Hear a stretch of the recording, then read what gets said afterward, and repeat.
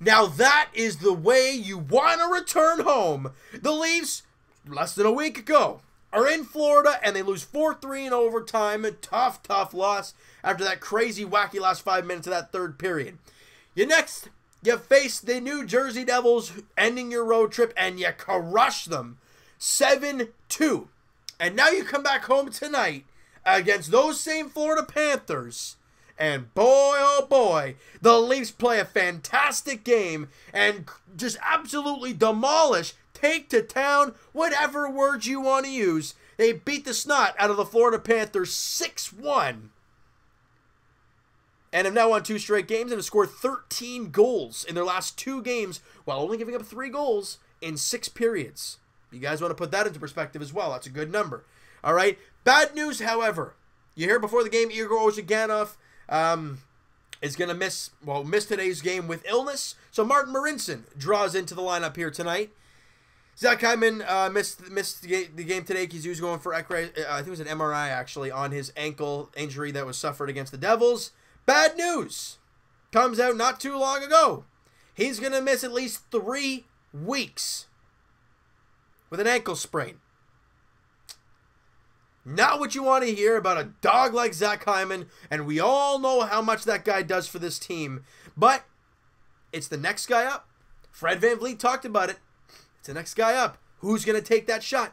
Well, the Leafs, they have abundance of forwards. We all know that. So I'm not too worried about that kind of situation, but you do wish Zach Hyman a quick, speedy recovery and all that kind of stuff, and he comes back healthy and ready to go in 3 weeks' time.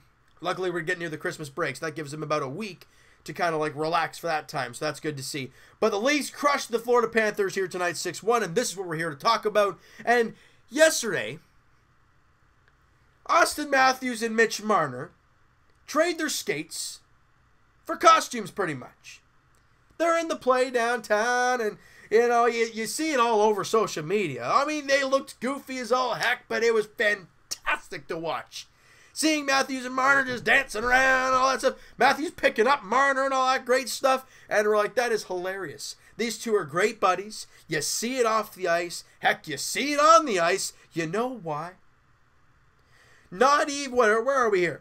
Late in the first period, on the power play. I got the transition there. I tried to get that in there real smooth. Riley to Mitch Marner. And you know what? Everyone's thinking pass for Mitch Marner to Kadri or John Tavares on the inside, right? Trying to get some craziness going on in front of the net.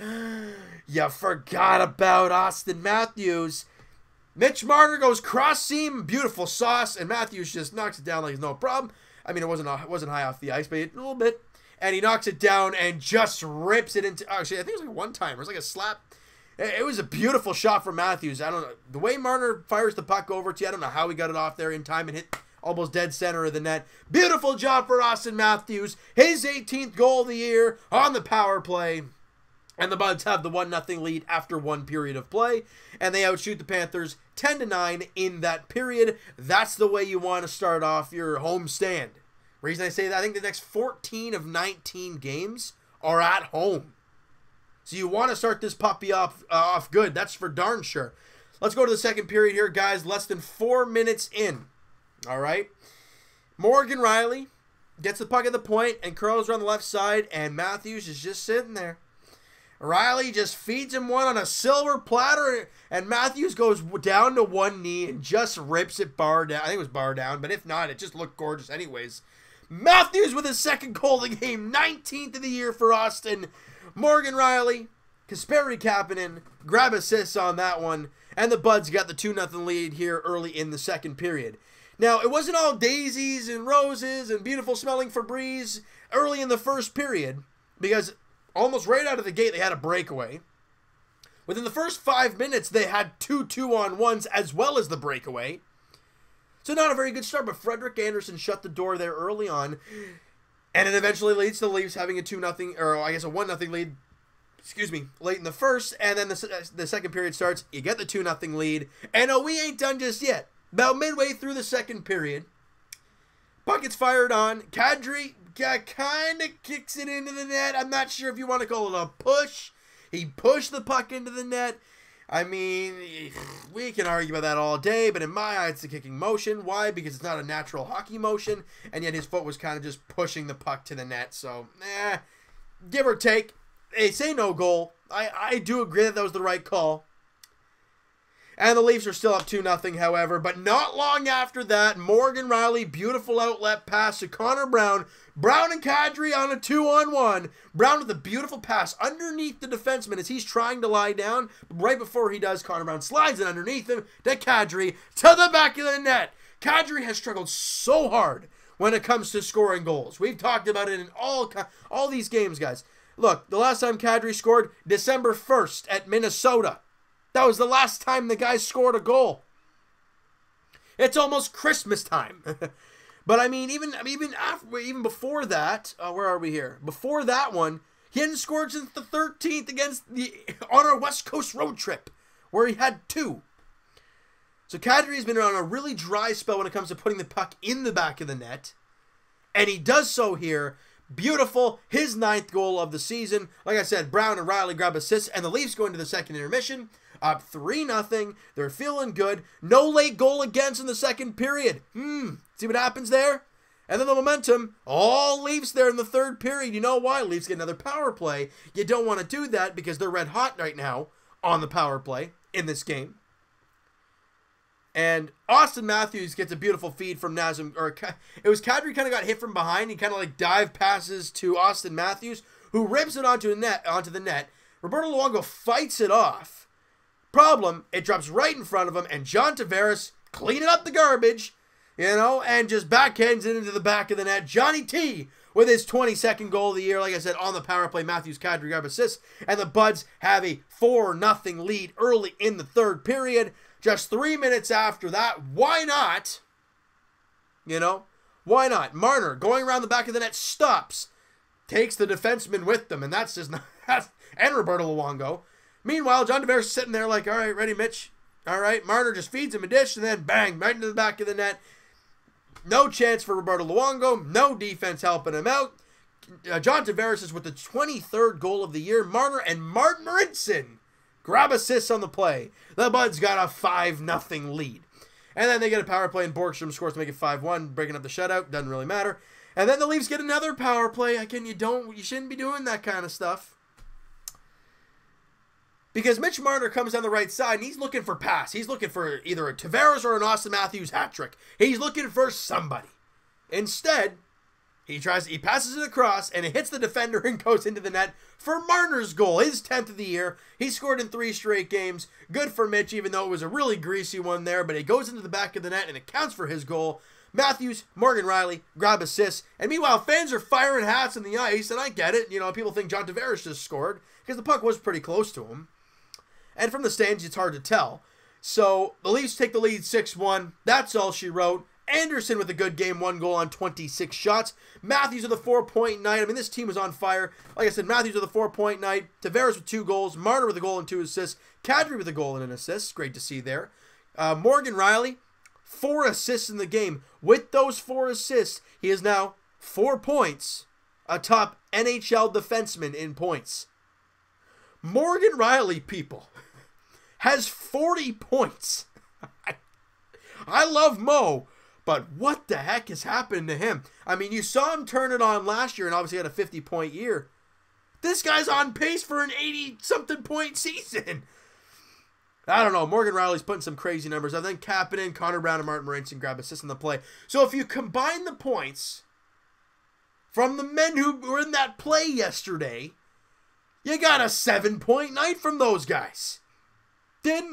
And you saw the tweet before the game, I think it was actually yesterday even, from Roberto Luongo talking about, they did a hard job there yesterday. They're going to get the day off today. I'm guessing after the stat line we see today, the way this game occurred, I think he really wanted that to happen. I don't think he was just joking. And but the Leafs come away with the 6-1 victory. They're playing red hot right now. And guys, in the past, even before this game, the Leafs have been struggling on the power play. That's been a thing that this team has really been struggling with over the last little while. It's weird, right? Because you know all the weapons this team has. But they got so predictable. They were 3 for 3 on the power play today. That's gorgeous. You hold the Florida Panthers to only 26 shots. Yeah, the Leafs only take 26. Quality. Quality. That's what matters. And the Leafs come away with a victory, guys. That's what you want to see. Back-to-back wins for the Leafs. 23-10-2 are the Toronto Maple Leafs, guys. And, man, it feels good to talk about a game like this and the game against New Jersey. It feels nice. Now, if you guys didn't listen to the podcast, by the way, Evan and I uploaded the podcast there today. Links are in the description for that. The question at the end of the podcast was, or even in the Leafs segment, I'm not sure which one it was, where we talked about, all right, the Leafs, so the Christmas break is coming up where the Leafs have 5 days off. The Leafs had 3 games left coming into this, right, because we did the podcast earlier. How many points did we say they could get? Well, we all said they could get a possible 6 because of the teams you're playing. Hindsight, you should beat them. Well, they got the first 2 tonight against the Panthers, and if you find a way to do that and get the next 2 wins, which they're not going to be easy, they're on back-to-backs, but if you find a way, that means you won 4 straight going into the Christmas break, and you've got points in 5 straight games. Positives and finding ways to win. It's great to watch. All right. And speaking of those last 2 games, the Leafs' next one they take on the New York Rangers at Scotiabank Arena. 7 o'clock puck drop. Henrik Lundqvist and Frederik Andersen in the expected starters, and then Sunday night, 7:30 puck drop, Scotiabank Arena. Jonathan Bernier versus Garrett Sparks. The goaltending matchup there on Sunday night as the Leafs right there would end off their, I wouldn't say first half. You could say informal first half because it's the whole, Christmas break somewhat. Kind of. There's another somewhat of a break as the All-Star break, even though that's over halfway. So it's whatever you guys want to call it. But you know what? For tonight and for tomorrow, enjoy this game today. Then when Saturday morning rolls around, you focus on the New York Rangers and King Henrik Lundqvist, because I don't care. He's still the king. And he's still Lundqvist. And that team's been playing pretty well over there in New York. They're 15-13-5. They haven't been playing well lately, but they're still a plus 500 team. You look at a team like the Florida Panthers, not a very good team. The Devils, not a very good team. You should beat them, and you did. Taking care of business. Way to start the homestand off. Good. The Leafs got the job done there tonight. Let's enjoy it, all right? So you know what, guys? That is going to do it for this one. You guys enjoyed this video, and you guys enjoyed the win today. Smack the like button. Do appreciate that. Hit the subscribe button if you guys have not already. Comment down below, guys. What'd you think of the game? What'd you think of the video? Who's your MVP in the game today? Mine is Austin Matthews, but you can give it to just about everybody. You can give it one to Morgan Riley. You can give it to Mitch Marner, John Tavares, Austin Matthews. Whom else? Because they were all fantastic. All right, so I want to hear what you guys have to say about who your MVP is in this game, what you thought about this game overall, and the Leafs of the last couple games. And Evan and I will talk to you guys in the new year. We're not going to be talking to you guys next week because it's Christmas time. Well, we're all going to be with our families and all that kind of thing. So we'll talk. Evan and I will talk to you guys sometime in the new year. I think it's going to be like the 2nd of January, which is the Wednesday. I think that's what we're talking about, but it's not confirmed as of yet. If you guys did not want to listen to the podcast there today, links are in the description for the podcast channel on YouTube and the podcast channel on iTunes, guys. Both links are in the description below. Also, guys, Twitter is also down below. Follow up, send me a DM, do all that great stuff.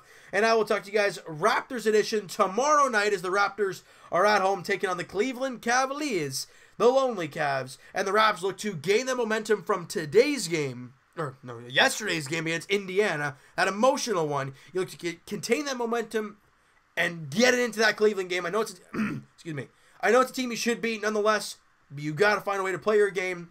And if they can find a way to rest Kawhi in the 4th quarter, I want to see him play against Philly on Sunday.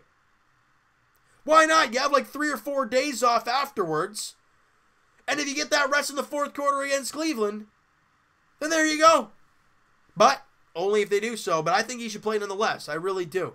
You got to start playing him on back-to-backs sometime. You want to get him in that consistent rhythm. You want to play him as many games as you can, right? So that's my thoughts on that. You guys can go nuts about that. And as for the Toronto Maple Leafs, guys, we will talk to you guys on Saturday as the Buds welcome in the New York Rangers, King Henrik Lundqvist, and the New York Rangers. Lundqvist, Freddie Anderson, the expected starters in that game. 7 o'clock puck drop on Hockey Night in Canada. The Leafs go for their 3rd straight victory, and they look to continue the offense flying. Like I said, 13 goals in the last 2 games. What are they going to get against the Rangers, and are they going to get a victory? We're going to have to wait and see. I hope you guys enjoyed this video. We'll talk to you guys then.